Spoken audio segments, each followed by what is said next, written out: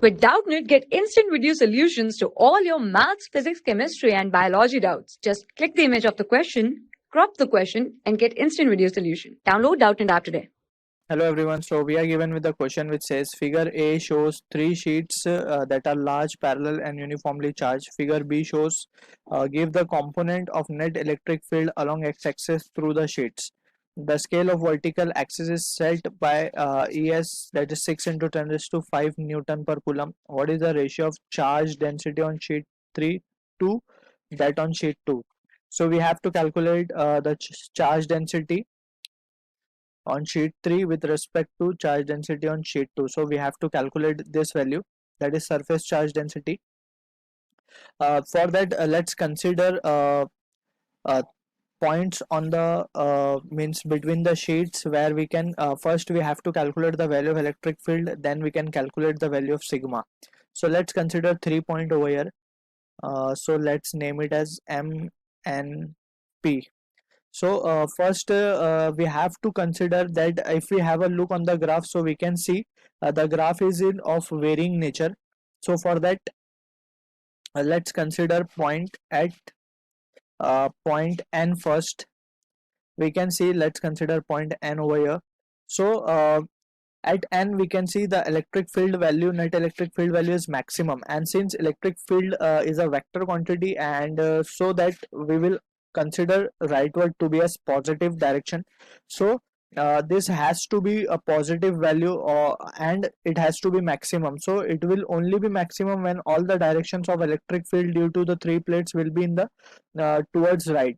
So we can write here as it will be E1 bar, this direction will be E2 bar, and this direction will be E3 bar. So all should be acting towards right. So we can say the net electric field value, that is E1 bar plus E2 bar plus of E3 bar, that comes out to be 6 into 10 raised to 5. All right, so this is what this graph is indicating. So let's suppose that this is our equation 1. So if this is the case, that it is means E1. So from here we can conclude one thing, that the charge on the plate 1 has to be positive. That's the reason, that's why the electric field will be acting away, that is in the rightward direction. And on 2 also the charge has to be positive, so that's the reason E2 is also acting towards right. And on the charge on E3 has to be negative, because negative charge is having an electric field of terminating nature, so E3 will terminate onto this plate.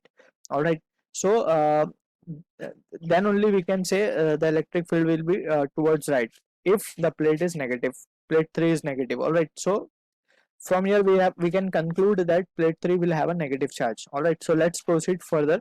So let's consider a point at point M. So at M the net electric field is been given to be as if we have a careful look on the graph, so it will be 2, this graph is 4, and this is 6, so this has to be the value of 2. So we can write net electric field will have a value of 2 into 10 raised to 5. So this will be our equation 2. So at point M, let's draw a point M over here. So this is our point M. So at M, due to plate 1 the electric field direction will be towards right, due to 2 it will be towards left, due to 3 again towards right. So we can write it as E1 bar, this will be our E3 bar, and this will be our E2 bar. So from here we can say E1 bar plus of E3 bar minus of E2 bar will be equals to this value. All right, so I hope you are getting this point. So since it is being given as net electric field, so this is our equation number 2. Now let's move on to equation number point P. So we can write at point P. So let's draw it over here. At point P we can say the electric field direction due to 1 will be rightward towards due to 2 it will also be rightward, so we can write it as E1 bar, it can be written as E2 bar, let's yes, and due to E3 it will be towards left, since it is terminating nature All right, so net electric field value here we can see it is 0. So we can write it as E1 bar plus of E2 bar, and that is equals to E3 bar. So this is the three equations we have got. So from all the three equation we can say, so here we can write from 1, 2 and 3. From equation 1, 2 and 3 we can find the value of magnitude of E1, E2 and E3.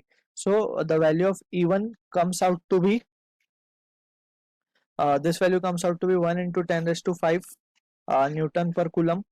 The value or the magnitude of electric field due to sheet 2 comes out to be 2 into 10 raised to 5 Newton per coulomb, and due to 3 it comes out to be the maximum value, and it is 3 into 10 raised to 5 Newton per coulomb. Alright, now as we have calculated the electric field value, we can calculate the value of sigma. We know electric field due to sheet. Alright, electric field due to large sheet can be given by the formula sigma by 2 epsilon 0. Alright, so using this formula we will calculate the value. So we can write sigma 3, that is, let's say we can write it as okay, sigma 3 by sigma 2.